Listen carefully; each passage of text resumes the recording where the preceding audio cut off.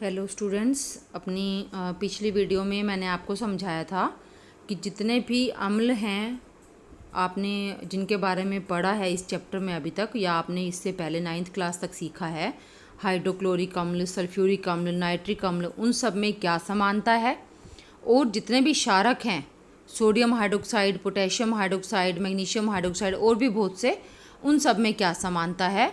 और मैंने आपको उनमें ये भी बताया था उस वीडियो में कि ज़रूरी नहीं है कि जिस यौगिक में हाइड्रोजन हो वो एक अम्ल होगा, ऐसा नहीं है। ये ज़रूरी है अम्ल होने के लिए कि वो यौगिक जलीय विलयन में H आयन उत्पन्न करता हो, तभी उसको अम्ल कहा जाएगा। अगर यदि कोई यौगिक जलीय विलयन में H आयन उत्पन्न करता है तो हम उसे अम्ल कहते हैं, और यदि वो OH आयन उत्पन्न करता है तो हम उसे क्षारक कहते हैं। तो अम्ल और क्षारक का ये एक बहुत ज़रूरी, बहुत इंपॉर्टेंट गुण है जो कि आपको ध्यान रखना है। आज हम अपनी इस वीडियो में पढ़ेंगे कि जलीय विलयन में अम्ल या क्षारक का क्या होता है। कि जब आपने ये तो पढ़ लिया कि जलीय विलयन में अम्ल H आयन देते हैं और क्षारक OH आयन देते हैं, लेकिन आज हम इसको अच्छे से इसको डिटेल में पढ़ेंगे। जलीय विलयन में अम्ल या क्षारक का क्या होता है। तो इसमें यह है कि क्या अम्ल केवल जलीय विलयन में ही आयन उत्पन्न करते हैं, तो इसकी जांच करनी है। कि जैसे हमने पढ़ा कि जलीय विलयन में ही H आयन देंगे तो ही हम उसे अम्ल कहेंगे, ठीक है। तो क्या जलीय विलयन में ही H आयन देंगे, वो उसके जलीय विलयन के बिना वो H आयन देंगे ही नहीं अम्ल। इसके लिए एक प्रयोग बताया गया है। और हाँ, एक चीज़ यहाँ पर ज़रूरी है आपको समझना, जलीय विलयन का मतलब क्या है कि जब हम किसी पदार्थ को जल में घोलकर उसका विलयन बनाते हैं तो उसको जलीय विलयन कहते हैं उस पदार्थ का, ठीक है। तो ये क्रियाकलाप में क्या है, क्रियाकलाप में आप देखो कि ये इसका सेटअप बताया हुआ है, ठीक है, आपको ये दिख रहा है। इसमें क्या है कि इसमें ये एक परख नली ली है जिसको कि हम टेस्ट ट्यूब भी कहते हैं। इसमें सोडियम क्लोराइड डाला। सोडियम क्लोराइड मैंने आपको बताया था कि इसको साधारण नमक भी कहते हैं, क्योंकि जो नमक हम घर में खाते हैं उसमें मेन जो हिस्सा होता है, जो मेन पार्ट होता है, सबसे ज़्यादा मात्रा होती है वो इसी की होती है, सोडियम क्लोराइड की, ठीक है। एक स्वच्छ एवं शुष्क परख नली लेनी है, साफ और बिल्कुल सूखी परख नली।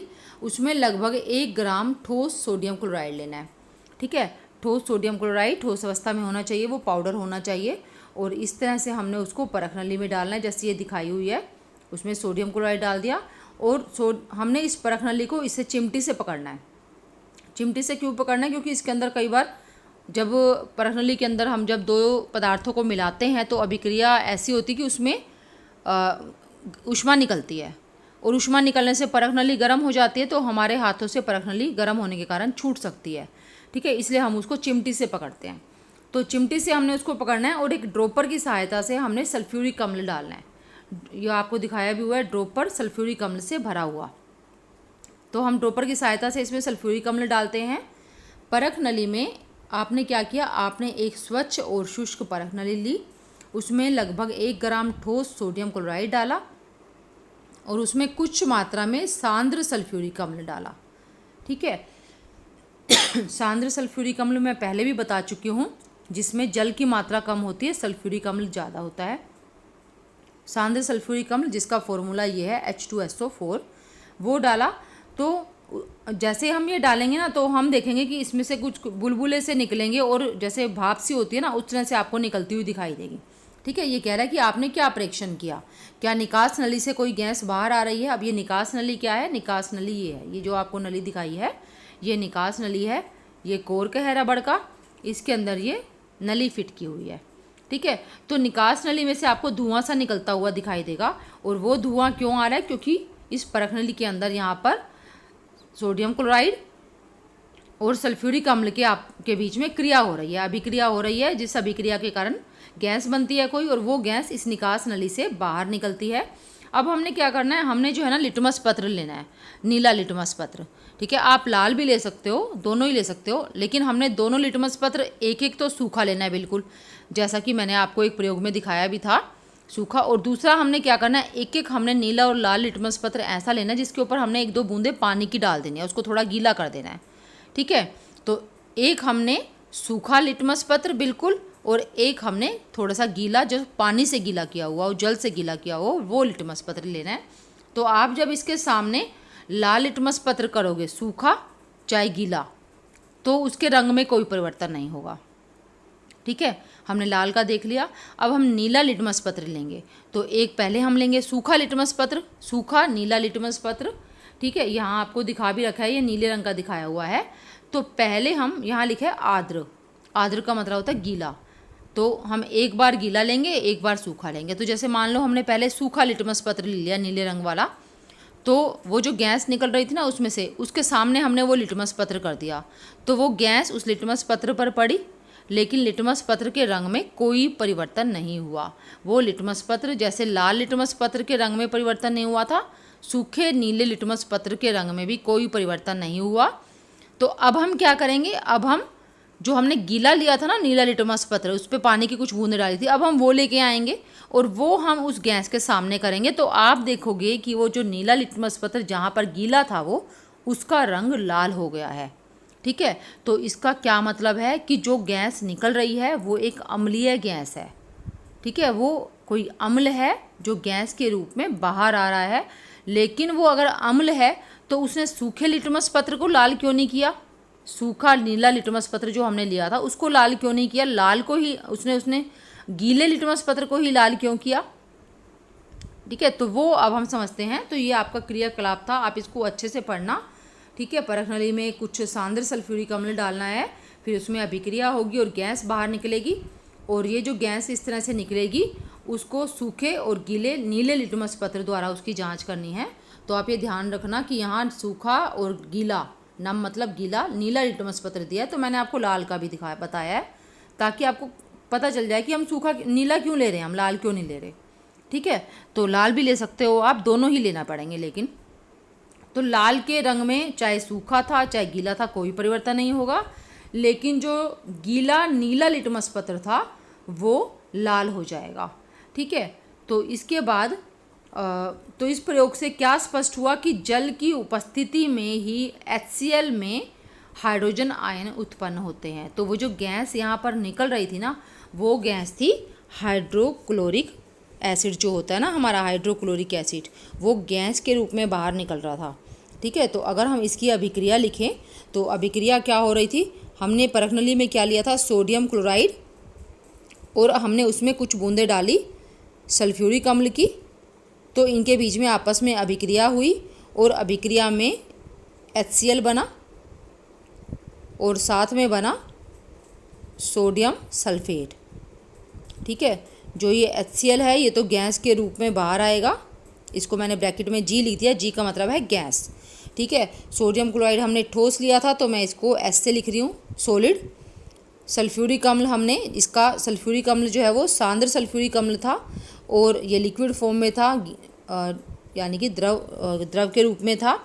ठीक है, और HCl गैस के रूप में बाहर आए, हाइड्रोक्लोरिक अम्ल जो था हमारा वो गैस के रूप में बाहर आया, और सोडियम सल्फेट ये हमारा उसके अंदर ही, विलयन के अंदर ही रह गया। तो आप यहाँ से देख रहे हो कि कौन सी गैस बनी हमारे इस प्रयोग में, हाइड्रोक्लोरिक एसिड की गैस बनी है। इस प्रयोग से यह स्पष्ट होता है कि जल की उपस्थिति में हाइड्रोक्लोरिक अम्ल में हाइड्रोजन आयन उत्पन्न होते हैं, क्योंकि जब हमने शुष्क या सूखा नीला लिटमस पत्र लिया तो वो लाल नहीं हुआ, सूखा नीला लिटमस पत्र लाल नहीं हुआ, जबकि गीला नीला लिटमस पत्र जिस पर हमने पानी की बूंदें डाल दी थी वो लाल हो गया। वो लाल इसलिए हुआ क्योंकि जो HCl निकला यहाँ से गैस के रूप में, ठीक है, वो जब तक पानी से नहीं मिलेगा तब तक उसमें से H आयन अलग नहीं होंगे। जब ये HCl जल के संपर्क में आता है तभी इसके H आयन इससे अलग होते हैं, वरना ये H आयन इससे अलग नहीं होते हैं। जल की उपस्थिति में ही अम्ल में से H आयन अलग होते हैं, जो उसकी अम्लीयता का कारण है। हम पिछली वीडियो में पढ़ चुके हैं, कोई भी अम्ल अम्लीय क्यों है, क्योंकि वो H आयन देता है अपने जलीय विलयन में। ठीक है, तो इसलिए जब तक कि जल नहीं होगा तब तक अम्ल में से उसके H आयन बाहर नहीं निकलेंगे। तो वास्तव में ये H आयन जो है ना, जल में H आयन के रूप में नहीं निकलते हैं। आप ये देखो ये किस रूप में निकल रहे हैं, ये देखो जब ये अभिक्रिया हुई HCl की H2O के साथ, तो जो एच आयन थे ना वो H2O के साथ मिल गए। मैं आपको एक बार ये लिख कर दिखाती हूँ। जैसे HCl है ना, ये इसमें से हमने पिछली वीडियो में मैंने आपको ये बताया था कि एच आयन बने और क्लोराइड आयन बने, लेकिन ये जल की उपस्थिति में ही बनते हैं, वरना ये एच आयन और क्लोराइड आयन दोनों नहीं बनते हैं। अब जल जो हमने डाला, जैसे HCl गैस बाहर आ रही थी, उसमें ये एच आयन और क्लोराइड आयन दोनों नहीं बने थे, लेकिन जैसे ही ये जल के संपर्क में आया, ये HCl जल के संपर्क में आया तो इसके H आयन बन गए और वो इसके साथ अभिक्रिया करके या मिलकर H3O+ आयन में बदल गए और इसका नाम है हाइड्रोनियम आयन। आपको ये ध्यान रखना है। जल के संपर्क में आते ही हाइड्रोक्लोरिक गैस से इसके H आयन अलग हो गए और वो जल के साथ मिलकर ये नया आयन बना देंगे जिसको हाइड्रोनियम आयन कहते हैं।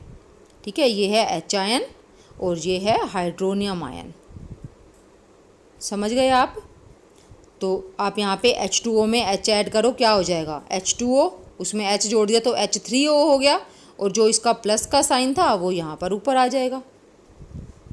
ठीक है, तो हाइड्रोजन आयन यहाँ लिखा भी है, हाइड्रोजन आयन स्वतंत्र रूप में नहीं रह सकते हैं, लेकिन ये जल के अणुओं के साथ मिलकर रह सकते हैं। इसलिए हाइड्रोजन आयन को सदैव H+ एक्वस AQ, क्या है इसका मतलब, ये बताती हूँ मैं आपको, या हाइड्रोनियम आयन से दर्शाना चाहिए। तो कभी भी अगर हम H आयन लिख रहे हैं ना, जैसे मैंने पिछली वीडियो में आपने लिखा था HCl gives H ion and chloride ion. ठीक है, लेकिन ये HCl जो है H आयन और क्लोराइड आयन कब देगा, जल के संपर्क में होने पर ही देगा। तो इसलिए मैं इसको HCl लिख के ब्रैकेट में लिख देती हूँ AQ। अब AQ का क्या मतलब है, AQ का मतलब है एक्वस, इंग्लिश का है ये, इसकी ये स्पेलिंग होती है पूरी और शॉर्ट फॉर्म में इसको AQ लिखा जाता है। ठीक है, और इसका मतलब होता है जलीय, जल में। ठीक है, तो जब HCl को जल में मिलाकर उसका घोल बनाते हैं तो उसको हम ऐसे लिखते हैं HCl ब्रैकेट में AQ। और इसलिए जब हम HCl एक्वस लिखेंगे तभी ये इसका मतलब सीधा है कि ये जलीय विलयन है और तब ये H आयन देगा। तो जो H आयन होंगे उसको या तो हम ऐसे लिखेंगे H आयन ब्रैकेट में एक्वस, या हम उसको लिखेंगे H3O+। इन दोनों में से एक तरह से लिखना है, या तो ऐसे H आयन एक्वस या ऐसे, और इसको कहते हैं हाइड्रोनियम आयन नीचे वाले को। ठीक है, आपको समझ आ गया होगा अच्छे से। हाइड्रोजन आयन स्वतंत्र रूप में नहीं रह सकते, लेकिन ये जल के अणुओं के साथ मिलकर रह सकते हैं। इसलिए हाइड्रोजन आयन को सदैव H आयन एक्वस या हाइड्रोनियम आयन से दर्शाना चाहिए। हमने देखा कि अम्ल जल में हाइड्रोनियम आयन अथवा H आयन प्रदान करता है, ये हमने अभी देखा। ठीक है, अब हम ये देखते हैं, ये तो था अम्ल का। जब हम क्षारक को जल में घोलते हैं तो क्या होता है, क्षारक को, ये 3 तरह के क्षारक का उदाहरण दिया हुआ है। NaOH सोडियम हाइड्रोक्साइड ठोस रूप में लिया, ब्रैकेट में S लिखा है ना, S का मतलब ठोस। जब इसको जल में इसका घोल बनाया तो ये भी अपने आयन में टूट जाता है, इसका अपघटन हो जाता है। तो यहाँ भी आप देखो, दोनों ही जो हमने आयन लिखे हैं, सोडियम आयन, इसको भी ब्रैकेट में AQ लिखा है। AQ का मतलब एक्वस, क्योंकि ये पानी में हमने पानी में डाला इसको, और OH को भी ब्रैकेट में एक्वस लिखा है। ठीक है, क्योंकि ये पानी वाले घोल में ही हैं। बिल्कुल इसी तरह से ही पोटेशियम हाइड्रोक्साइड भी जलीय विलयन में पोटेशियम आयन एक्वस और OH आयन एक्वस देता है। मैग्नीशियम हाइड्रोक्साइड जलीय विलयन में मैग्नीशियम 2 पॉजिटिव आयन एक्वस और 2 OH आयन एक्वस देता है। तो इसका मतलब क्या हुआ कि क्षारक जल में हाइड्रोक्साइड आयन उत्पन्न करते हैं।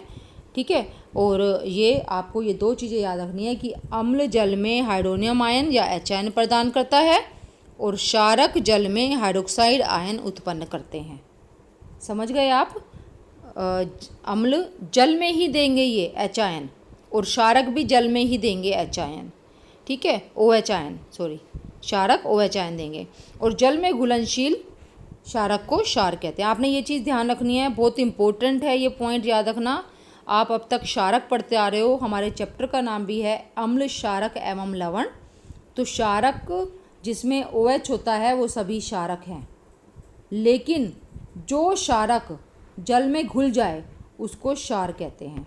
ये आपने ध्यान रखना है। तो मैं आपको दोबारा से एक बार बता देती हूँ कि जिसमें भी OH आएगा वो सभी क्षारक हैं,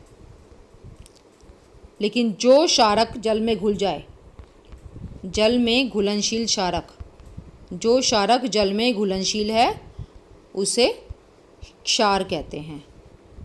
क्या कहते हैं? उसे क्षार। जो क्षारक जल में घुलनशील है उसे क्षारक कहते हैं। ठीक है। इसके बाद है आप ये देखो, इसमें ये बॉक्स में दिया हुआ है, सभी क्षारक जल में घुलनशील नहीं होते हैं। जल में घुलनशील क्षारक को क्षार कहते हैं। ये आपको बता दिया। इसका मतलब क्या है? आपको एक चीज़ समझ आनी चाहिए। जल में घुलनशील क्षारक को क्षार कहते हैं, यानी कि क्षार क्या है? क्षार क्षारक ही तो है, लेकिन वो क्षारक जो जल में घुलता है। इसका मतलब सभी क्षार क्षारक होते हैं, क्योंकि क्षार क्या है? जो क्षारक जल में घुलनशील है उसको क्षार कहते हैं। जो क्षारक जल में घुलनशील है उसको क्षार कहते हैं। इसका मतलब सभी क्षार क्षारक होते हैं, लेकिन सभी क्षारक क्षार नहीं होते हैं, क्योंकि सभी क्षारक जल में घुलनशील नहीं होते हैं। सिर्फ जो क्षारक जल में घुलनशील होंगे उन्हीं को ही क्षार कहते हैं। ठीक है। और इनका जो स्पर्श है, जब हम इनको छू कर देखेंगे ना तो ये चिकने होते हैं साबुन की तरह से, और इनका स्वाद कड़वा होता है। ठीक है। और कभी भी इनको छू कर या चख कर नहीं देखना चाहिए, क्योंकि ये हानिकारक होते हैं और कई बार जहरीले भी हो सकते हैं। इसलिए मैंने आपको शुरू में ही इस चैप्टर के बताया था कि अम्ल या क्षारक किसी भी तरह के पदार्थ का अगर हमें पता लगाना है तो हम सूचक का प्रयोग करते हैं, ना कि उन्हें छू कर या चख कर उनका पता लगाया जाता है। ठीक है। इसके बाद अब तक हम जान चुके हैं कि सभी अम्ल तथा सभी क्षारक, सभी अम्ल क्या उत्पन्न करते हैं? H एक्वस, और सभी क्षारक OH एक्वस उत्पन्न करते हैं। आप उदासीनीकरण अभिक्रिया पढ़ चुके हो। हमने टॉपिक पढ़ा था अपना एक कि अम्ल और क्षारक आपस में क्रिया करते हैं तो क्या होता है? उदासीनीकरण अभिक्रिया होती है। मैंने आपको प्रयोग के द्वारा भी समझाया था कि जो अम्ल है वो क्षारक के प्रभाव को ख़त्म कर देता है और क्षारक अम्ल के प्रभाव को ख़त्म कर देता है। तो उनके बीच में अभिक्रिया क्या होती है उसको हम अभिक्रिया से समझेंगे। ये एक सिंपल अभिक्रिया दी हुई है जिसमें आप कोई भी अम्ल और कोई भी क्षारक ले सकते हो। अम्ल को लिखा है HX से। HX से क्यों लिखा है? क्योंकि H तो होता ही है हर अम्ल में, हमने अभी देखा, और X एक दूसरा हिस्सा। ये वाला जो हिस्सा होता है H, वो तो होता है पॉजिटिव और दूसरा हिस्सा नेगेटिव। और अब ये तो है अम्ल। अगर हम बात करें क्षारक की, तो क्षारक में एक तो होता है OH, लेकिन OH माइनस वाला पार्ट होता है। OH माइनस में है तो इसमें जो आगे आएगा वो पॉजिटिव होगा। और मान लो मैंने ये ले ली कोई धातु, धातु को इंग्लिश में मेटल कहते हैं, इसलिए M लिखा है मैंने ये। तो जो धातु है वो पॉजिटिव हिस्सा है और OH नेगेटिव हिस्सा है, ये है क्षारक। तो जब अम्ल और क्षारक को मिलाते हैं तो क्या अभिक्रिया होती है ये दिखाया हुआ है। H और OH, अम्ल का H और OH का क्षारक। ये तो HOH यानी कि H2O, HOH को H2O कहते हैं, जल बन जाएगा। और MX मिलकर, यहाँ से X निकल गया अम्ल में से और क्षारक में से M, ये MX बन जाएगा। ठीक है। आप इसको एक बार दोबारा से समझो कि सबसे पहले तो हमने क्या करना है, जल को अलग कर देना है। जब अम्ल और क्षारक को मिलाते हैं तो जल बना देना है हमें। जल तो बनता ही बनता है, लेकिन बात आती है कि जो लवण कौन सा बनेगा।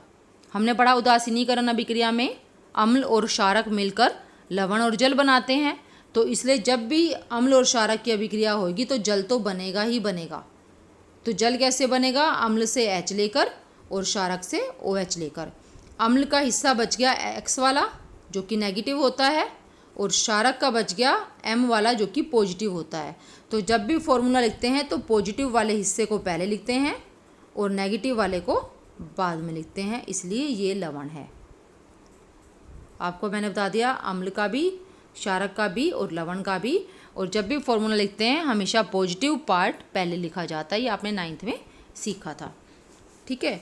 तो अब जब हम इसके बाद हमने क्या पढ़ना है, बहुत ही इंपॉर्टेंट है ये, इसमें से क्वेश्चन ज़रूर आता है आपका पेपर में। अम्ल या क्षारक में जल मिलाने पर क्या होता है? आपके पास अम्ल है, सांद्र अम्ल या सांद्र क्षारक आपने बना लिया। सांद्र अम्ल का मतलब मैंने आपको बताया जिसमें पानी बहुत कम है, ज़्यादा मात्रा अम्ल की है। अगर हम उसमें जल मिला दें तो क्या होगा? जल मिलाने से अम्ल की मात्रा थोड़ी सी कम हो जाएगी। मान लो आपके पास जो अम्ल था वो उसके अंदर 80, जो आपके पास अम्ल था सांद्र अम्ल, उसमें 80 मिलीलीटर तो था अम्ल और 20 मिलीलीटर था उसमें जल। ये हम मान रहे हैं 20 मिलीलीटर जल यानी कि वाटर था। ठीक है, अगर मान लो आपने इसके अंदर 100 मिलीलीटर जल मिला दिया और आपने इसी के अंदर जो इन दोनों का घोल है, सांद्र अम्ल है ये, उसके अंदर सांद्र अम्ल में 80 मिलीलीटर एसिड और 20 मिलीलीटर जल है। आप ये इसके अंदर आपने 100 मिलीलीटर जल और मिला दिया तो क्या हो जाएगा? अब तो हो जाएगा जो हमारे पास विलयन आया उसमें 80 मिलीलीटर तो अम्ल है और 120 मिलीलीटर जल है। अब आप इसकी परसेंटेज निकालो, कितनी परसेंटेज है? टोटल कितना हो गया ये? 200 मिलीलीटर। पहले 100 था, हमने 100 मिलीलीटर जल और मिला दिया 200 मिलीलीटर। तो आप इसकी परसेंटेज निकालो कि अम्ल कितना प्रतिशत हुआ। अब इसमें 200 में से 80 है अम्ल, तो कितना प्रतिशत है ये आप अगर निकालोगे तो आएगा अम्ल जो है ना यहाँ पर 40% है सिर्फ। ठीक है, अम्ल सिर्फ 40% है। और जबकि जो पहले वाला था जिसमें सिर्फ 20 मिलीलीटर जल था, वहाँ पर अम्ल था 80%। पहले वाले में हमारे अम्ल था 80%, लेकिन अब हो गया हमारा 40%। तो क्या हो गया? सांद्रता कम हो गई ना अम्ल की। और ऐसा अम्ल जिसमें हम जल, सांद्र अम्ल में यदि हम जल मिला देते हैं तो वो जो नया अम्ल बनता है उसको हम बोलते हैं तनु अम्ल। और तनु अम्ल क्या होता है? जिसमें जल की मात्रा बहुत अधिक होती है। तो आप और पानी भी मिला दोगे ना, अगर इसमें और जल भी मिला दोगे तो भी वो तनु अम्ल ही कहलाएगा। यदि हम ज़्यादा और ज़्यादा जल मिलाते चले जाएंगे तो हम उसको हर बार तनु अम्ल ही कहेंगे। सांद्र अम्ल की सांद्रता को हमने कम करके उसको तनु अम्ल में बदल दिया है। तो यहाँ तक क्लियर हो गया होगा आपको। ये अब इसमें बताया भी हुआ है कि कैसे हम इसको जो बीकर में जल लेकर उसमें सल्फ्यूरिक अम्ल की कुछ बूंदें डालते हैं और उसको फिर हम बीकर जो है ना उसको हाथ लगाकर छू कर देखते हैं। बीकर इस तरह से होता है एक। ठीक है, तो हम इसको अगर छू कर देखेंगे, पहले हमने इसके अंदर जल डाला और इसके अंदर हमने कुछ बूंदें जो हैं वो अम्ल की डाल देते हैं, ये जैसे अम्ल की। तो उसके बाद हम इसको हिलाएंगे ताकि अच्छे से मिक्स हो जाए। पकड़कर, बीकर को पकड़कर नहीं कि जैसे आपने गिलास को, ऐसे नहीं, एक छड़ होती है कांच की छड़ से आपने इसको हिलाना है घुमा घुमा कर, ताकि इसके अंदर अम्ल और जल दोनों मिक्स हो जाएं। और अब आप अगर बीकर को हाथ लगाकर देखोगे तो आपको बीकर गर्म लगेगा। इसका मतलब क्या है कि जब हम जल में अम्ल मिलाते हैं तो उस टाइम पर उन दोनों के मिलने से ऊष्मा निकलती है। और ये जो प्रक्रिया है ये एक ऊष्माक्षेपी प्रक्रिया है। जिस प्रक्रिया में ऊष्मा उत्पन्न होती है उसे ऊष्माक्षेपी प्रक्रिया कहते हैं। तो इसलिए अब आपको जो मोस्ट इम्पोर्टेंट चीज़ ध्यान रखनी है वो ये है कि जब भी हम अम्ल को तनुकृत करते हैं, अम्ल को जब हम तनुकृत करते हैं मीन्स जब हम अम्ल में, सांद्र अम्ल में जल मिलाते हैं और उसको तनु अम्ल बनाते हैं, तो हमें ये चीज़ ध्यान रखनी है कि हमें कभी भी अम्ल में, आपने अम्ल लिया है इसके अंदर, बीकर के अंदर, इसमें जल नहीं डालना है आपने। तो फिर कैसे डालना है? अगर आप सांद्र अम्ल को तनु अम्ल में बदलना चाहते हो तो जल तो डालना पड़ेगा, लेकिन आपने बीकर में अम्ल लेकर ऊपर से जल नहीं डालना है। आपने क्या करना है? आपने बीकर में लेना है जल और बाहर से अम्ल डालना है धीरे धीरे करके, और उसको साथ में बहुत अच्छे से हिलाना भी है। धीरे धीरे अम्ल डालना है और उसको हिलाना है। अब आप ये सोचोगे कि दोनों में फ़र्क क्या है? बात तो एक ही है, अम्ल में जल को डालो या जल में अम्ल को डालो, बात तो एक ही है। बिल्कुल बात एक ही है, दोनों ही बार तनु अम्ल ही बनेगा। लेकिन जो प्रक्रिया होएगी ना इस वाले पहले वाले केस में, ये इतनी हानिकारक होगी कि इतनी ज़्यादा इसमें ऊष्मा निकलेगी कि आपका हाथ भी जल सकता है और जिस बर्तन में आपने अम्ल लिया था वो टूट भी सकता है, क्योंकि कांच का बर्तन है। हम प्रयोगशाला में ज़्यादातर हमारे बीकर, परख नली ये सभी कांच के होते हैं, तो वो अगर हमने पकड़ा हुआ है, चिमटी से भी पकड़ा हुआ है, तब भी वो फट सकता है बहुत अधिक ऊष्मा उत्पन्न होने के कारण। इसलिए जब भी हम सांद्र अम्ल को तनुकृत करते हैं तो हमें ये ध्यान रखना है कि हम हमेशा जल लेकर एक बीकर में ऊपर से धीरे धीरे अम्ल डालते हैं और हिलाते हैं साथ साथ उसको, जबकि हमें ऐसा नहीं करना कि अम्ल पहले ले लिया और ऊपर से जल डाला। ये हमें बिल्कुल नहीं करना है, हमें इस तरह से करना है। तो इसके बारे में लिखा भी हुआ है, हम इसको ध्यान से पढ़ते हैं। और ये क्वेश्चन, ये आपको अच्छे से ध्यान कर लेना है, क्वेश्चन भी है ये आपका। जल में हम अम्ल या क्षारक को मिलाते हैं तो ये प्रक्रिया बहुत ही ऊष्माक्षेपी होती है। ऊष्माक्षेपी का मतलब इसमें बहुत अधिक ऊष्मा निकलती है। जल में सांद्र नाइट्रिक अम्ल या सल्फ्यूरिक अम्ल को मिलाते समय बहुत सावधानी रखनी चाहिए। अम्ल को हमेशा धीरे धीरे और जल को लगातार हिलाते हुए जल में मिलाना चाहिए। अम्ल को थोड़ा थोड़ा करके डालना है और साथ साथ हिलाना है, मिक्स करना उसको छड़ से। सांद्र अम्ल में जल मिलाने पर उत्पन्न हुई ऊष्मा के कारण मिश्रण आस्फलित मतलब वो उछल सकता है उसमें। जैसे आप ऊपर से नीचे आपने अम्ल ले लिया बीकर में, आप ऊपर से जल डाल रहे हो, तो वो उस टाइम पर जो अम्ल है ना वो उछल सकता है जल के साथ मिलने के लिए।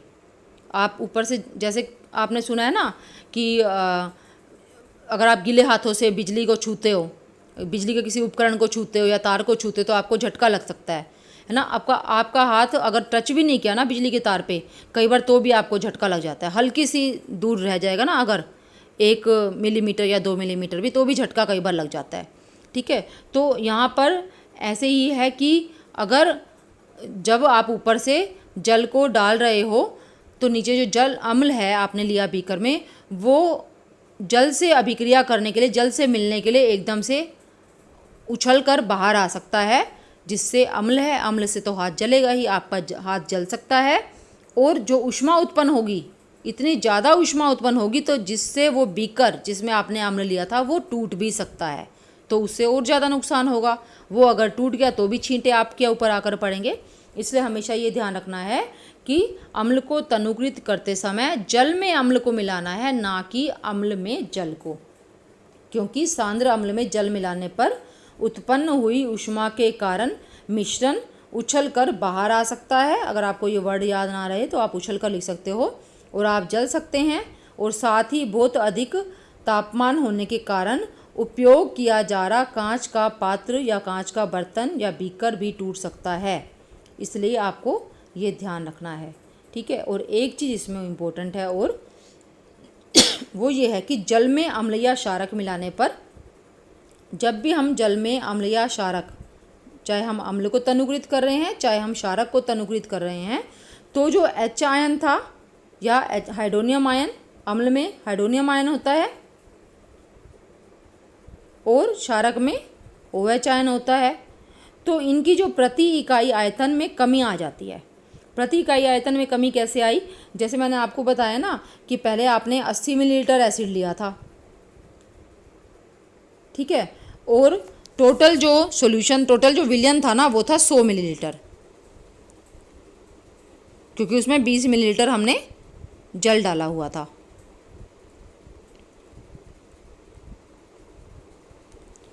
ठीक है, ये हमने एसिड लिया 80 मिलीलीटर और 20 मिलीलीटर जल मिलाकर 100 मिलीलीटर हमने उसका विलयन बना दिया पूरा। अब 100 मिलीलीटर विलयन में 80 मिलीलीटर अम्ल है, तो इसके बहुत सारे H आयन होंगे या हाइड्रोनियम आयन होंगे। ठीक है, तो वो 100 मिलीलीटर में बहुत सारे हाइड्रोनियम आयन फैले हुए हैं। लेकिन अगर आपने ये जल मिला दिया और 120 मिलीलीटर कर दिया तो टोटल जो इसका वॉल्यूम है वो हो गया 200 मिलीलीटर। अब यही जो 80 मिलीलीटर वाले H3O आयन थे, ये यहाँ नहीं आएगा, सॉरी गलती से लिखते हैं, ये नीचे आएगा। H3O आयन थे जो 80 मिलीलीटर अम्ल वाले, वो अब 200 मिलीलीटर में फैल गए, तो कम हो गए ना, उसकी जो मात्रा है कम हो गई 1 मिलीलीटर में। 1 मिलीलीटर में उनकी मात्रा अब कम हो गई। पहले 100 मिलीलीटर में 80 मिलीलीटर था, अब 200 में 80 मिलीलीटर है, तो 1 मिलीलीटर के हिस्से में जो अम्ल आएगा वो उसकी मात्रा अब कम हो जाएगी, क्योंकि वो 80 मिलीलीटर अम्ल अब 200 मिलीलीटर में फैल गया। तो इसलिए जो प्रति इकाई आयन की जो सांद्रता होती है, आयन की सांद्रता, चाहे वो हाइड्रोनियम आयन है चाहे OH आयन है, प्रति इकाई आयतन में कम हो जाता है और यही प्रक्रिया तनुकरण कहलाती है। तो आपको ये अच्छे से करना है इस टॉपिक को, बहुत ही इम्पोर्टेंट टॉपिक है, बहुत अच्छे से आपने इसको समझना है और रीडिंग भी करनी है बुक में से, तो ही आपको ये क्लियरली समझ में आएगा। और ये क्वेश्चन भी आपने जो मैंने अभी लास्ट में बताया है, इससे 2 क्वेश्चंस बनते हैं। एक तो ये वाला आपका कि जल में अम्ल या क्षारक मिलाने पर या तनुकरण करने पर आयन की सांद्रता कैसे प्रभावित होती है, तो उसका आंसर ये हो जाएगा। और एक जो मैंने आपको ऊपर बताया है दूसरा क्वेश्चन, जी कि जब भी हम अम्ल को तनुकृत करते हैं तो हमें कैसे करना होता है उसको। ठीक है, तो 2 क्वेश्चंस हैं ये, आपने पूरा ही टॉपिक अच्छे से पढ़ के इन 2 क्वेश्चंस को बहुत ही क्लियरली समझना है। ओके।